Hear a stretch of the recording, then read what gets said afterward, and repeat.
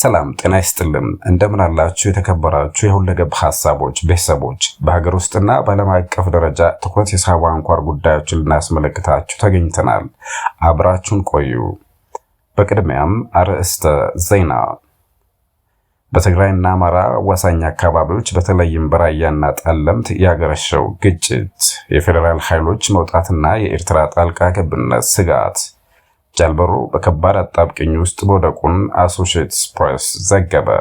የድሮን ጥቃት ስጋትና የድርድር ሙከራዎች፣ የዲያቆን ዳንኤል ክብረት ሹመት በፓርላማው የፈጠረው ጋል ያለ ክርክርና የተሰነዘሩ ተቃውሞዎች፣ የፌዴራል ጠቅላይ ፍርድ ቤት በእነመስከረም አበራና ዶክተር ወንዶሰን አሰፋ የሽብር ክስ መዝገብ ላይ ያስተላለፈው ብይን፣ የአቶ ግርማ ዋቄ ዩጋንዳ ሹመት መረጃ ሐሰት መሆኑን የፕሬዝዳንት ሙሴቬኒ ጽሕፈት ቤት አስታወቀ። አሜሪካ በኢራን ለሚኖሩ ዜጎቿ ያስተላለፈችው ማስጠንቀቂያ፣ የትራምፕ ሚስጥራዊ ደብዳቤና የኢራን የምድር ውስጥ ሚሳኤል ከተማ ጉዳዮች ይገኙበታል። ወደ ዝርዝሩ እናልፋለን። የሰሜኑ ጦርነት ስጋትና አዲሱ ግጭት። የመጀመሪያው መረጃችን ወደ ሰሜኑ የሀገራችን ክፍል ወደ ተከሰተው አዲስ የጸጥታ ስጋት ይወስደናል።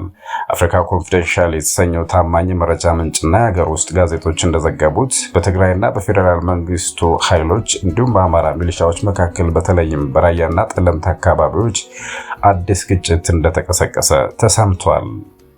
በጥር 27 እንደተጀመረ የተነገረው ግጭት ብዙ ሺህ ዜጎችን አፈናቅሏል። እንደ ሪፖርት ዘገባው ከሆነ የፌዴራል መንግስቱ ኃይሎች ጠለምትን ለቀው ከወጡ በኋላ በህወሓት ኃይሎችና በአካባቢው ታጣቂዎች መካከል ከፍተኛ ውጊያ ተካሂደዋል። ይህ ሁኔታ እንደ አውሮፓውያን አቆጣጠር በህዳር 2022 ዓ.ም የተፈጸመውን የፕሪቶሪያ ስምምነት ወደ ፈተና የከተተ ሲሆን ኤርትራን ዳግም ወደ ጦርነቱ ሊያስገባት ይችላል የሚል ስጋት ደቅነዋል። ይህን ተከትሎም የትግራይ ጊዜያዊ አስተዳደር ፕሬዝዳንት ጌታቸው ረዳ የትግራይ ኃይሎች ከምዕራብ ትግራይ አወዛጋቢ ቦታዎች መውጣታቸውን አስታውቀዋል። ነገር ግን ግጭቱ ወደ አፋር ድንበር የመስፋፋት ስጋት እንዳለውም እየተነገረ ነው። የአሜሪካ፣ የአውሮፓ ህብረት፣ የተባበሩት መንግስታት ድርጅት፣ የትግራይ ኦርቶዶክስ ተዋሕዶ ቤተክርስቲያን ሲኖዶስ እና የትግራይ የሪፐብሊክ ዲፕሎማሲ ፎረም በወንድማማቾች መካከል የሚደረግ ጦርነት መቆም አለበት ሲሉ ጥሪ አቅርበዋል። ቀጣዩ የጃልመሮ ጉዳይ። በሌላ በኩል መንግስት ሸኔ ሲል የሚጠራውና ራሱን የኦሮሞ ነጻነት ሰራዊት ብሎ የሚጠራው ታጣቂ ቡድን መሪ ኩምሳ ድሪባ ወይም በቅጽል ስሙ ጃልመሮ በከባድ አጣብቂኝ ውስጥ መውደቁ ተሰምቷል። አሶሺየትድ ፕሬስ ባወጣው ዘገባ ጃልመሮ በሰው አልባ አውሮፕላን ወይም ድሮን ጥቃት ኢላማ ላለመሆን ሲል ኑሮን ጥቅጥቅ ባሉ ጫካዎች ውስጥ ለማድረግ ተገዷል። በየጊዜው አድራሻውን በፍጥነት በመቀያየር ከጥቃት ለማምለጥ እየሞከረ መሆኑን ዘገባው አክሏል። ምንም እንኳን ቡድኑ ከፌዴራል መንግስቱ ጋር 2 ጊዜ የድርድር ሙከራዎች ቢያደርግም በጃልመሮ በኩል ያለው የድርድር ፍላጎትና በአካል የመገኘት ጉዳይ አሁንም ጥያቄ ምልክት ውስጥ ገብቷል። በቡድኑ የሚፈጸሙ የንጹሃን ግድያ ክሶችን ጃልመሮ ቢያስተባብልም ቡድኑ በምዕራብ ኦሮሚያ ያለው እንቅስቃሴ ከፍተኛ ጫና ውስጥ መውደቁን ዘገባው አመላክቷል። ቀጣዩ የዲያቆን ዳንኤል ክብረት ሹመት። ወደ አዲስ አበባ ስንመለስ ጠቅላይ ሚኒስትር አብይ አህመድ የማህበራዊ ጉዳይ አማካሪያቸውን ዲያቆን ዳንኤል ክብረትን የኢትዮጵያ ብሮድካስቲንግ ኮርፖሬሽን የቦርድ ሰብሳቢ አድርገው መሾማቸው በሕዝብ ተወካዮች ምክር ቤት ጋር ያለ ክርክር አስነስቷል። ሹመቱ በፓርላማው ሲቀርብ የአብን ተወካይ የሆኑት ክቡር አቶ ደሳለኝ ጫኔን ጨምሮ በርካታ የምክር ቤት አባላት ተቃውሟቸውን አሰምተዋል። ተቃዋሚዎቹ ዲያቆን ዳንኤል ከዚህ ቀደም የነበሯቸው ንግግሮችና አቋሞች አንድን ግዙፍ ብሔራዊ ሚዲያ በገለልተኝነት ለመምራት አያበቃቸውም፣ ግለሰቡ ጦርነት አቀጣጣይና የሃይማኖት አባቶችን ያዋረዱ ናቸው ሲሉ ሞግተዋል።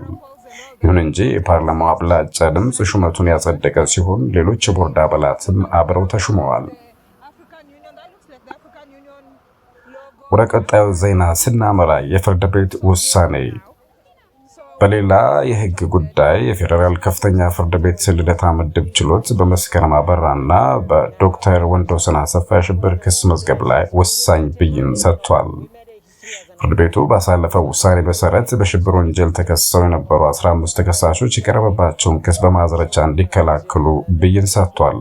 በአንጻሩ 6 ተከሳሾችን በነጻ ሲያሰናብት 2 ተከሳሾች ደግሞ ክሳቸው ተሻሽሎ እንዲቀርብ አዘዋል።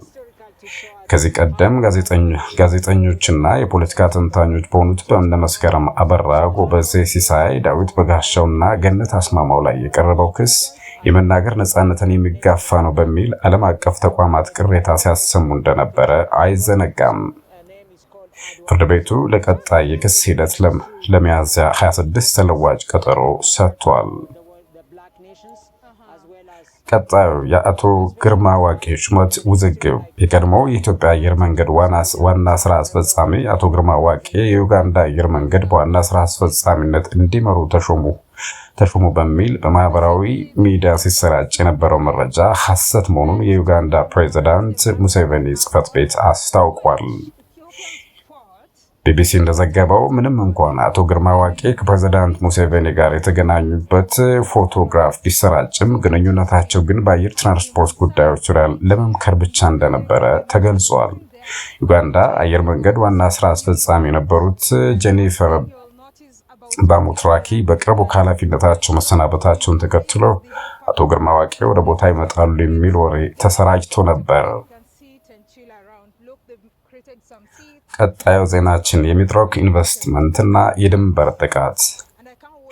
በልማት ዜና የሚድሮክ ኢንቨስትመንት ግሩፕ በኦሮሚያ ክልል በምስራቅ ጉጂ ዞን ሻኪሶ ከተማ ዘመናዊ የአውሮፕላን ማረፊያ ሊገነባ ነው። ፕሮጀክት በሌጋ ደንቢ ለሚገኝ የወርቅ ማዕድን ሰራተኞችና ለአካባቢው ማህበረሰብ ትልቅ የትራንስፖርት አማራጭ ይሆናል ተብሏል።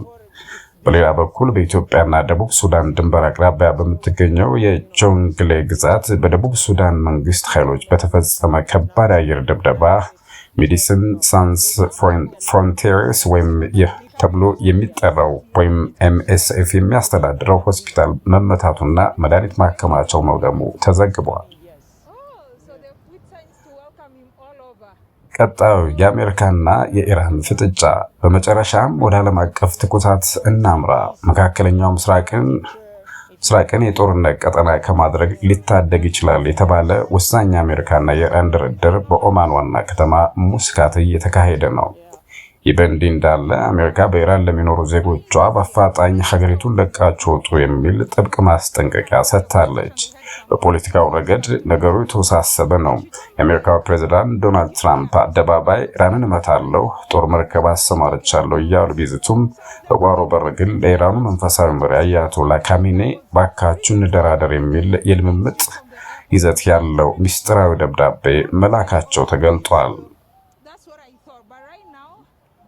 ኤቢሲ ኒውስ ይፋ እንዳደረገው ትራምፕ ጦርነት ቢነሳ የሚከተለው እልቂት አስፈርቷቸዋል።